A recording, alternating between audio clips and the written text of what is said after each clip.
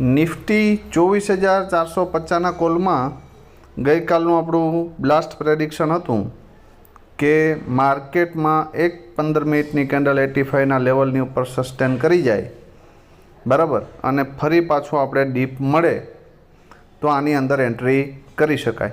યા તો આ પ્રીમિયમ 142ની ઉપર જાય તો 189ના ટાર્ગેટ માટે બેસી શકાય. તો મોર્નિંગમાં ફર્સ્ટ કેન્ડલ જ આપણા 142ના રજિસ્ટન્સે ગઈ, ત્યાંથી ડીપ આવી અને અહીંયાથી સપોર્ટ લીધો, ફરી ઉપર ગયું, ફરી એ એરિયા ઉપર આવ્યું તો અહીંયાથી એક એન્ટ્રી બનતી હતી 120થી, બરાબર, આ આઈએસએલ સાથે, બરાબર. અને જો 142ના બ્રેક કરી દે તો પછી આપણે કન્ફર્મ હતા કે 189 આવશે અને પરફેક્ટ 189ની ઉપર 206નો ટાર્ગેટ આપ્યો.